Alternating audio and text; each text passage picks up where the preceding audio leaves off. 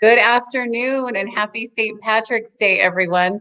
My name's Danielle Horace, and I am so excited to welcome you back to the More Than School Fireside Chat powered by Rise. This series is called More Than School because a public education in Idaho is so much more than just classrooms, curriculum, and homework. Our public schools prepare students to succeed intellectually far beyond the classrooms. And if I can say this, even more importantly, our public schools provide equal opportunity for all Idaho children to thrive and to reach their potential. How do we do this? Well, we do it through passionate educators like the ones you're going to meet again today. Educators who really care and know how to meet students' needs emotionally, socially, physically, and academically.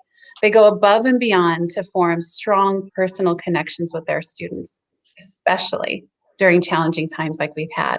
So, Idaho Public Schools provide so much more than school. They shape the future. I'm excited to hear more about that today. So I get the chance now to introduce you to my colleague, Dr. Dawn Coberly.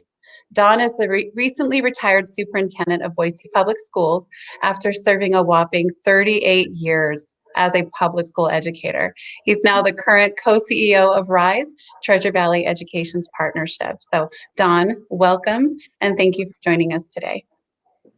Thanks, Danielle. It's my pleasure once again to talk to these two superintendents, Wendy Johnson and Coby Dennis. How about just you guys do a brief intro? I know you introduced yourself last time, but kind of yourself and your district. Wendy? Hi, everybody. My name is Wendy Johnson, and I am the superintendent of the Kuna Joint School District. This is my 26th year serving in the school district, my 28th year as an educator. I am a lifelong Idahoan. Grew up in Emmett, educated by amazing educators in the Emmett School District, went to university local, went to NNU, and then University of Idaho for my graduate degrees. And so I'm an Idahoan, and I come from many generations of Idahoans. So I was a language arts teacher, was a curriculum director, assistant superintendent, federal programs director, lots of those kind of roles in my career before becoming a superintendent. So very passionate about public education and changing the lives of children. That's great. And Coby, aren't you a native too? I am. Grew up here and went to a bunch of Boise School District schools, Jackson Elementary, Maple Grove Elementary, Amity, South, Bora. Graduated from Bora High School and just finishing my 30th year as an educator here in the Boise School District. And like Wendy, served in a bunch of different roles, from math teacher to at the junior high and the high school to assistant principal, area director, deputy superintendent, and then just finishing my second year as superintendent of the school district following you, Dr. Coberly. So it's been great. And to also say the same thing, very, very passionate about kids and learning and trying to build a better future for everyone. So that's the idea here. That's great. So one thing that I always was surprised by when I went and talked to community groups, whether it's in Boise or in the Treasure Valley or even, at the state level, was how little they understood about the demographics of the school districts. And I was really interested in that because there's some pretty big differences among the districts. So I'm wondering if the two of you can speak a bit about that. Free and reduced lunch, size of the district, free and reduced lunch, ethnicity, special ed, what's happening with enrollment, and how's the district changed in the last 10 to 15 years? I know you both have some background in that. So Coby, why don't you start? Sure. Just happy St. Patrick's Day to everybody. I hope you find your leprechaun holding a pot of gold before we get too far into this. So yeah, let's talk a little bit about the Boise School District. So currently we're sitting a little over 24,000 kids, and that's down over the course of the pandemic by about 1,800 kids this past year. I just recently did some deep dive into some of our loss of enrollment, and 70% of the loss of enrollment really comes from about 70% of them have moved out of our district into other states. So it's either in district or in state moves or out of state, which I think is much more of a commentary on, I think, local home prices, which I think is really starting to play a role in our enrollment. And I think the pandemic has accelerated that a little bit. So just to kind of give some context here, I think it's almost 1,300 of that 1,800 either moved out of state or to different parts of the state. So I thought that was a very interesting little nugget that I thought I would share. Yeah, it is. Secondly, we have about 3,500 special ed students. We got about 3,600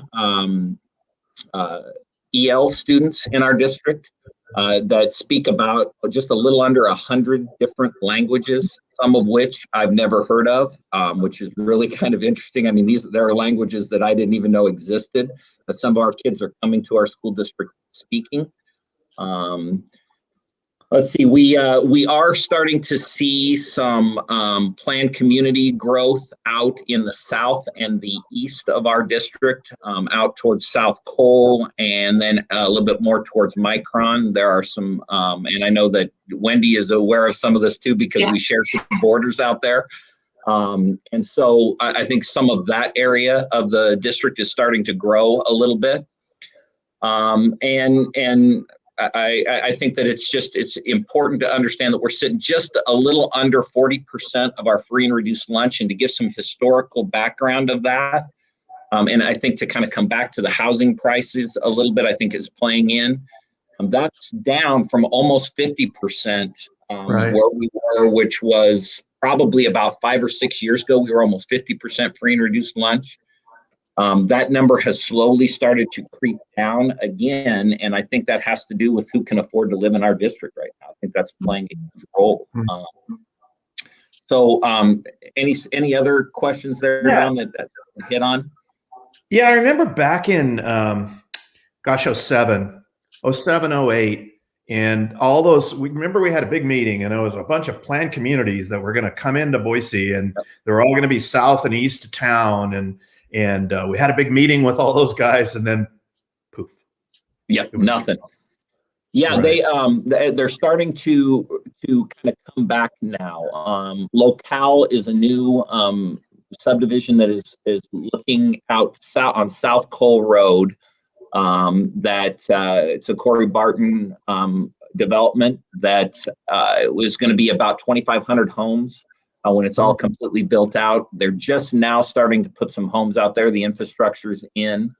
So I think we'll start seeing some of that stuff growing. We just were contacted literally within the last month by a developer that's looking to do some work out towards Isaacs Canyon, which is out by Blacks Creek Road. So again, some of those planned communities they got put on the shelf during the Great Recession, and I think they're starting to make their way back into this. So, right. Yeah. And so, Wendy, that's affecting you a little bit too, right? Yeah, just a little bit. We're still semi-affordable place to live, although that's changing.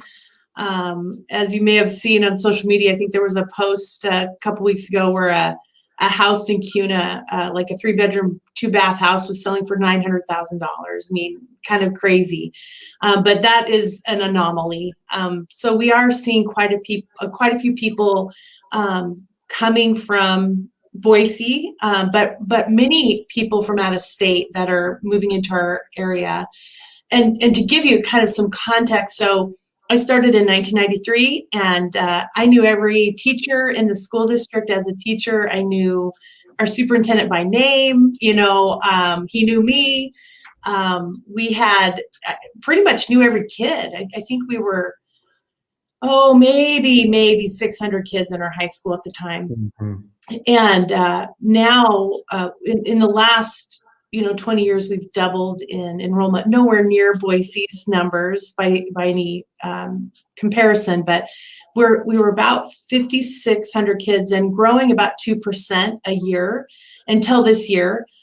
And we saw about at one point 4% decrease in enrollment, but that has changed even within the last month. So we're actually only down about 1% compared to last year. So, and many of those families are choosing to educate at home, or have chosen an online option because of some health reasons, those sorts of things. So yeah, things have really changed. We're seeing a tremendous amount of growth.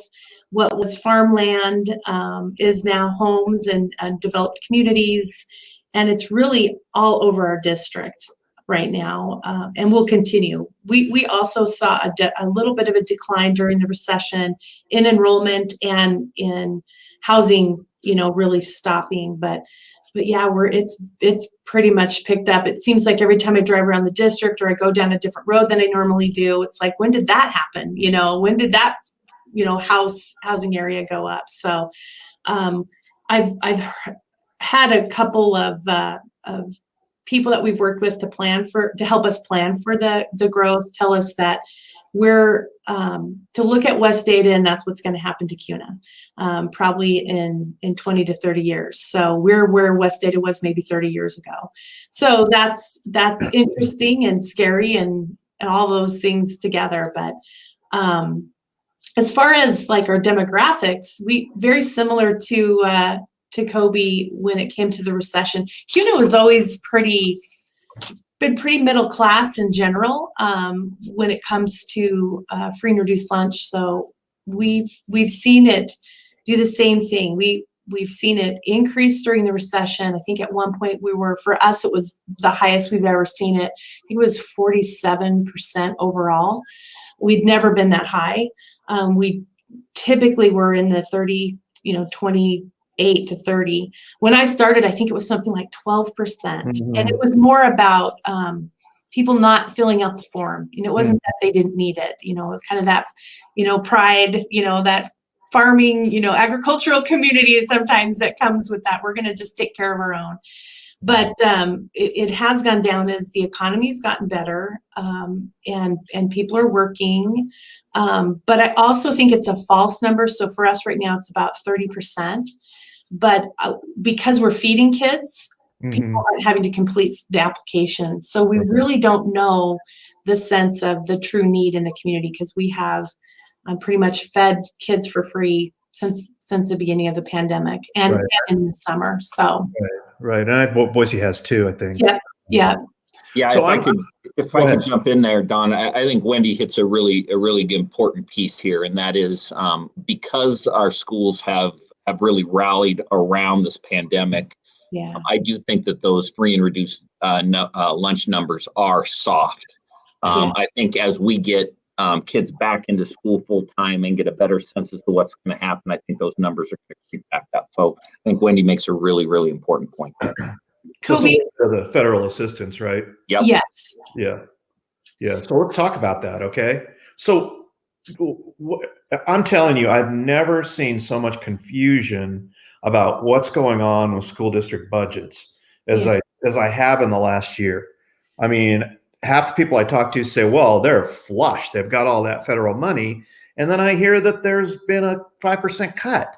And then I go, well, wait a minute. Now there's the new federal money. And yet I think that's one time. Can you guys address that a little bit? You want to start, Coby? Sure. So I've had this question a ton as well, Don. So I'm gonna try and make this as simple as I can. I think that one of the things that is a misconception out there is that the state cut our funding. Okay, so they did do that. There's a 5% holdback for this year's budget, and that did occur. The issue is that they used a lot of the federal stimulus money to fill in that hole. So when the public hears that school districts are getting, whatever it is, $280 trillion, I don't even know how much it is. The numbers don't even mean anything to me anymore. But when we're getting this much money coming into the state, they assume that is on top of what has been allocated by the state, and that's just not true. Okay. Now, moving into this third round of stimulus, I think there might be an opportunity there for us to see some additional dollars. There are specific line items within our budget: technology, IT support, professional development, that is going to be cut, and we're going to see the state's going to use the federal money to backfill that. So I think it's this third round that we might see a little bit more of the money. Before, it was whole, is just basically keeping us whole. I think that's the easiest way to explain that, without getting too far into the weeds of every single line item that is in one of those budgets. Wendy, is that? Yeah, you explained it much more simple than I would. I probably would have made it much more complicated, so I appreciate it. But that's exactly it. It was, I did kind of described it as the shell game, where it's like, here was the cut. The federal stimulus money just basically covered what we were cut. And it didn't quite cover it, because we also have really additional expenses that none of us have ever thought about preparing for, right? The sheer amount of hand sanitizer that we need, the sanitizing chemicals and cleaning materials, the additional cleaning costs, the protective equipment that we've had to purchase, like, the plexiglass, Right. all of those things. We've never, obviously we've cleaned our classrooms very thoroughly, and we've had those kind of that equipment around, but it's never been at the sheer volume. We have portable hand washing stations, out in our fields for track. All of those things. And of course they weren't cheap. None of this stuff was cheap, because it couldn't be found. And so, yeah. In addition to the cuts, we've also had a significant increase in expenses, as we've had to hire some additional health aides. And I know you have done the same thing in Boise, Coby. We've had to hire additional staff just to be able to keep our doors open for kids, because it's been incredibly challenging. We're down, I think we're down to 30 some subs, which is not near enough for a district our size, because we used to have, we're always, even in a non-pandemic, we were short subs, because it can be a very tough job, but that has been a huge challenge. So we've had to put some incentives in place for people to reward them for showing up and helping us. So all of those things were, I don't know how well we've done in talking about those additional costs that we've had that weren't in any budget. Yeah. Yeah, and Wendy, that's exactly right. The expenditure side of our budgets has gone through the roof, and in addition to even all of the PPE and the cleaning supplies and all of those things that we've had to purchase, this year we hired 120 new staff members so that we could keep social distancing in place as best we could. And so, when you think about it from that perspective, and I'll just use our number, that's going to be somewhere around $6 million worth of expenditure that we weren't counting on when we had to set last year's budget. Yeah. And so all of those things have played into where we're sitting right now, and why this idea that we're flush with money is absolutely just a talking point. For lack of a better term. Well, but wait a minute now. It seems like the state cuts were 5-6% in there. Was that restored in the new budget? Do you get that money back? Because that's ongoing money, right? No is the short answer. No, we do not get that money back. So it's and I'm going to get a little bit out of my wheelhouse here, and Nancy Landon would be able to do this a little bit more. But the short answer to your question is that money was taken away and then filled in with federal stimulus money. So and then filled in again. And that's exactly what's going to happen, Don. Is it's going to be filled in again. So at some point, the piper is going to have to be paid here. That was my question for you. Yeah, that you can't just keep, and I've used this example with our staff a ton of times, and I'll just use it now. What we're doing right now is we are paying our heating bill with our savings account. Yeah. Whether it's at the state level or locally, that's what we're doing. And the heating bill never goes away, but the savings account eventually does. Yeah. And so I think it's really important for the public to understand that at some point that money is either going to have to be restored in an ongoing manner, or we're going to see significant cuts, and it may seem like it's completely disconnected from the pandemic, which it won't be. Because you have 6 million in staff. And correct. And that's ongoing. Right. So Wendy, you just passed a levy. Yeah. And so I'm assuming, some of that levy is paying for ongoing costs in your district, things that are going to recur, and yet you have to run the levy every 2 years, right? Yes, I almost 100% of what's in our levy is for ongoing costs. Wow. And that was really hard for us to explain.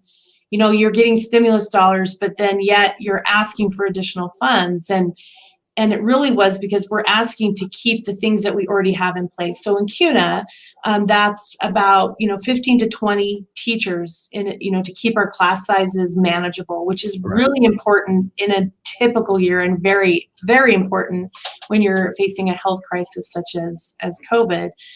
We pay for a school resource officer. So in Kuna, we don't have our own Kuna City Police. We contract with Ada County Sheriff's Department. So all of our SROs, which we have 3 of, are paid for out of school funds. We don't get money for those funds. What's that? Are those police? They are police. They are school resource officers. Yeah, but they have specialized training to work within a school environment, and it's not like I hate to use this phrase, but kind of cuff them and stuff them. That's not our approach, right?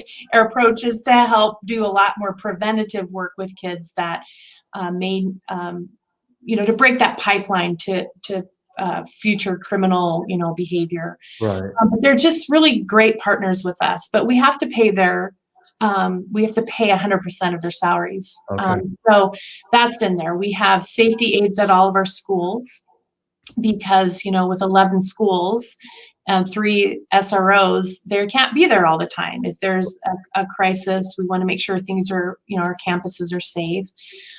We pay for materials, curriculum materials, so learning materials. And I think I mentioned this in the last broadcast, but we were positioned much better than many of of my colleagues because our local contribution within the supplemental levy. It really was the technology infusion that we had because of our supplemental levy that allowed us to pivot to online fairly quickly and provide devices to our kids. So things like that. I would, and I've said this many times, but we're able to run a supplemental levy. That's what it's called in code. But in practice in Kuna and in many districts, I would almost say all districts, it's anything but supplement. I would not call teachers a supplemental. I would not call learning materials supplemental, and I certainly would not call safety supplemental, especially in today's world. Those are all core important things to ensuring that children can learn. Right. Interesting. And I just saw that Senator Winder was saying that these supplemental levies are a problem because that's a state constitutional responsibility. And so in order to provide a thorough education, you have to fund those things. And yet, 90 odd districts have supplemental levies. Yeah. I think last check, it was 99. Wow. Out of 115. Out of 115. Yeah. And you guys, how many staff do you have? Certified staff do you have, Wendy? Certified staff is about 300. Okay. 30 some, yeah. Well, right in there, and you have 30 subs. Yep. Yes. There you have it, right? Because Boise has what, 1,500, Coby? Maybe more than that. Yeah, we have about 1,800 staff, Okay. certified staff, but to right along the same lines, we've always run with substitutes about 92%. We can fill about 92% of the jobs that we have.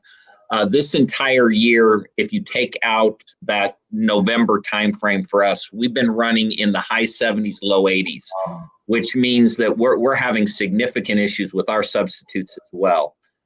In November, we were down lower than 50% being able to fill some of those, and which was one of the reasons why we had to go back to a virtual setting, was because we just didn't have it operationally to be able to hold those classes and provide educational services. We could have piled a bunch of classrooms in a gym with one teacher, but that isn't education.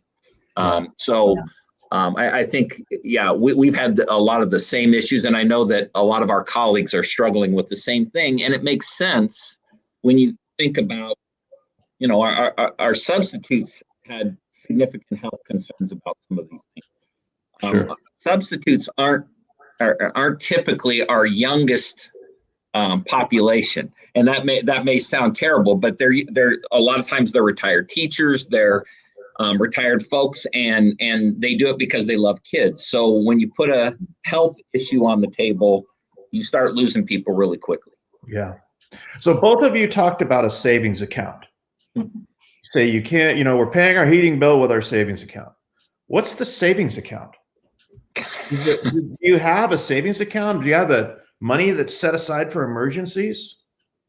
Yeah, I'll jump in. We actually set aside by our district policy a contingency fund every year that helps us pay for emergencies that come up, and we typically use it.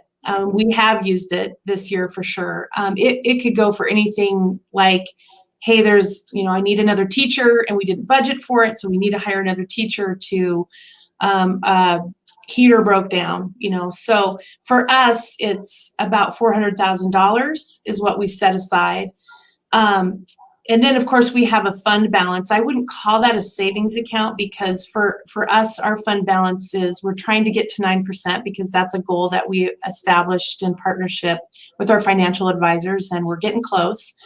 But it's about a month's worth of expenses. Since school districts get paid 4 times a year, and sometimes it can get lean in between those paychecks. Just like for many of us, it could get lean before you get your next paycheck. Right. And so having a contingency and having a little bit of a fund balance kind of helps you get through to the next, pay your bills and do all the things that you need to do to be able to function for kids. Right. Hey, and Wendy, you just talked a little bit about your fund balance, and I know that I'm not moderating this, but I know that you guys just saw an increase in your bond rating. Yeah. And I mean, not to steal your thunder, but that has an impact on taxpayers when you get a better bond rating. Right. Absolutely. So I think, to your point, so being able to have a fund balance like you're talking about, taxpayers see a benefit in that fund balance, because you have cash that you can get through the lean times with, which gets you a higher bond rating, which gets you a lower interest rate, so all of that plays into savings for the taxpayers. Not to steal your thunder, but no, absolutely. We're trying to catch up with Boise, because they're at the gold standard, and we're getting there, but I don't know if we'll get there. We're working hard at it. But just in a growing community, that's important, right? Yeah. We're building houses like crazy out here. Yeah. With those houses comes kids, right. And we're going to need schools. And we have learned that more than ever, right. How much our moms and dads in our community depend on physical schools, right. Being there for their kids. It's great. Well, we spent a good amount of time on budget, but I think it's really important for people, as mundane as it sounds, it's important for people to kind of understand that, you're running a business, quite frankly. Yeah. And so you have to have some money stashed that you can use in an emergency. Yep. Every business does that. Yes. We would be just doing, not serving our taxpayers and not serving our kids if we didn't. Right. Well, to say the least, it's been an interesting legislative session. There have been a number of bills that I know you guys have been tracking, as have your representatives with the school administrators and the school boards associations, along with the union, the IEA. So what concerns you that's still to come? I don't think there's very much time left, but there might still be some issues that are of concern to you. Well, Don, from your lips to God's ears about not very much time left, that would be a great situation, I think. I mean, obviously, the biggest one that we're concerned with is the different iterations of the voucher bills that seem to be popping up left and right down there at the legislature.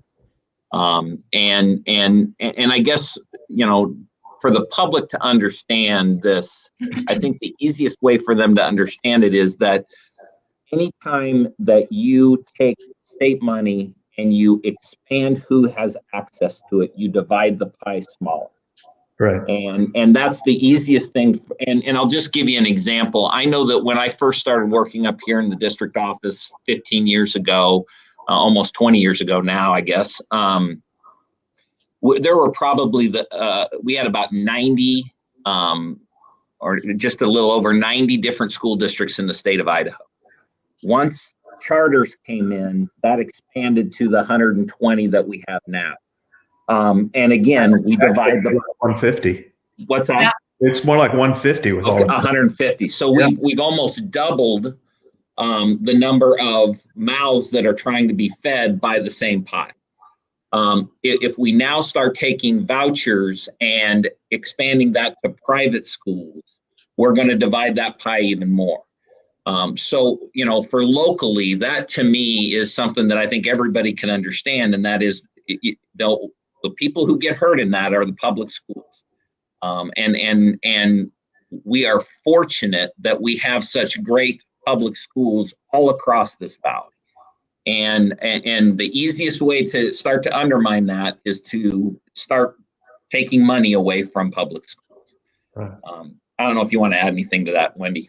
No, I think it's strange to me that that's a reaction to the pandemic. We should be able to get, money should go to parents, and parents have been, and they continue to be awesome partners in the work of educating our children. But when parents are given an amount of money to choose what they want to do with it, then that comes from the public school. It isn't like, I keep hearing this argument, well, you'll have less kids. Well, many of those kids are already in private schools, so we aren't going to have less kids. And we do have a core responsibilities of, heating and facility needs. And it doesn't matter if you have 600 kids or, 562 kids that are in that building. There's some fixed costs. We need teachers, we have administrators. And when less money is available, we have to then go back to our local taxpayers, which in Kuna, with 86% of our tax base being moms and dads in homes. Right. That is a huge, we're asking the very people who need us and we serve to pay more to benefit a few. And the thing about public schools is it benefits all. It doesn't matter where you come from, who you are, we're here to serve you and help your children, partner with you in that work. And I don't want the pandemic to be making, to have legislators make decisions that are truly going to have a negative effect for what we were created for in the beginning, which is to help educate for our democracy, to ensure our republic continues to stay strong, that we're able to continue to help fill the needs that are out there, to whether that be to create good moms and dads for future generations, or to create our next workforce, all of those things. And when we're 50th in the nation in per pupil funding, that number is going to just get worse. Yeah. So I'd rather see us reinvest in public education and make that investment continue to lift everyone up instead of just a few children. The only other thing I would add to what Wendy said is I hear this argument too, and Wendy kind of touched on it, about choice, that that parents should have the choice. And I don't disagree with that, that parents should have choice. But I think what's getting lost in that is the amount of choice that the public schools actually have within the public school system. So I'll just give you some examples. In Boise, we have a Montessori program. We have a dual language program. We have the Treasure Valley Math and Science Center. We have unbelievable specialized programs that our parents can have an opportunity to choose from as they do what's best for their kid. And so this argument that there is that I've heard it for a number of years is that, well, the schools don't look any different than they did when I went to school. That is just utter nonsense. That we have unbelievable choice and programming for kids across this district. AP programs, gifted and talented programs. You can find what is your kid needs within the public school system. So sorry, now I'm on my soapbox a little bit here. And it's true. It's not true that you're on your soapbox. It's the truth. There are so many choices available to children and families today. And if it doesn't exist, my point has always been, if it doesn't exist and you want it, let's work together to build it, because we want to be able to meet the needs of our children and our moms and dads. Well, it may have been a little bit of a soapbox, Coby. I'm not sure. It sounded a little bit soapboxy. It was. But the good news is I recognize when I get up there. You know what? I heard an interesting argument the other day from a West Ada administrator, and he said, "Well, okay, this is all about choice, right? But the more choice you give, and the more you slice the pie up, then the public school or the charter school or whatever has to cut programs, and then you have less choice because of the decision you've made ostensibly to have more choice." And I went, wow, that is interesting. So remember, back in the pandemic or back in the recession, we had school districts cut their music programs. Mm-hmm. Well, that's less choice. There are kids in every public school system that want to play the trombone or all those offerings are part of the bigger picture. Yeah. It's about a comprehensive education system, Don. And I think that's, and I know Wendy is the same way. We really work hard to give kids opportunities. And to me, that's really what public school should be about, is providing kids an opportunity to do what they love and that they care about. And your music program is an example of that. All you have to do is go to a high school concert and hear the chamber orchestra play and know the value that those kids got because they were able to take fourth grade or fifth grade orchestra in our elementary schools. So it's so critical that people understand that all of that plays into choice. And I think that's a great argument by that West Ada administrator. Mm-hmm. By saying you're going to do this, you're actually limiting choice. Right. I thought it was fascinating. And sometimes for the kids that need it the most, that may not come from families where they can do maybe, music lessons at home or, some of those things. And really, not only do our children and families benefit, but our community benefits for those. Can you imagine having a parade for the holidays and not having a band there? Can you imagine, having a community celebration and not having music, not having art? All of those things, our kids play an integral role in Kuna, and I know they do in Boise and all communities across the state, with their local community in the beautiful creations that they make, whether that be music, art, building houses, helping with childcare, all of those things that our students do. Yeah. Well, it also puts families in a position of being able to see some benefits. I mean, there are scholarships out there available for kids through music. Mm-hmm. And so, I think sometimes we forget that there's a payoff at the end if the kids have the opportunities at the beginning. Right. And I think that it's an investment in those for those kids and those families. And sometimes that gets overlooked because we're always looking at the bottom line here. And sometimes it's more than that. Yeah. The other thing that I think I'd like to have you guys talk about a little bit is rigor. So I get the sense that this whole voucher argument is okay choice, but this must be a better choice over here that you can make. And I object to that argument because what I know is that in your districts, we have focused on providing dual credit, providing advanced placement, blah, blah, blah. We also have focused on career technical opportunities. And I think even more so now, we've looked at that career technical as being something that we really need to add dimensions to. And so those things are available in Boise and Kuna and West Ada and Nampa and Caldwell, blah, blah, blah. And it seems to me if you want that kind of a curriculum, you can get it. Yeah. And a lot of kids are accessing it. Well, and to your point, and sorry, Wendy, I didn't mean to interrupt. When our technical center was built, almost 30 years ago, 25 years ago, there was a partnership between West Ada and Kuna, so all those kids had access to those programs. Over the last few years, West Ada has built their own, and I know, Wendy, you're ultra proud and should be of the new program that you guys are putting together. But I think it gets back to what Wendy was talking about before, where when if you can't find it, come to us and we'll see if we can figure out a way to make this work. So that's a perfect example of how the demand has driven what school districts respond to. And the rigor associated with those programs. If you haven't seen some of the curriculums for those kids that they have to go through in order to come out with certifications, it is phenomenal work. And come out and go right into the work world, and it's unbelievable.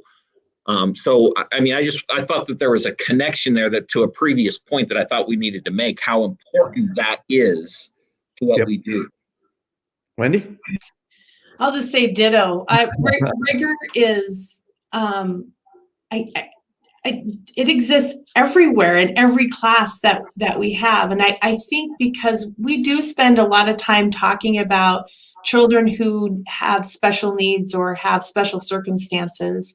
And even within that, every kid we're designing individualized programs for all children, really, and designing. And I heard that a little bit in testimony yesterday. I was like, well, we're not able to. We're just, kids are showing up and they're just getting a generalized curriculum. That is not how things are happening in our schools. Maybe when I was in school, that was like, well, teach to the middle was kind of the philosophy, and some kids will get it and some kids won't.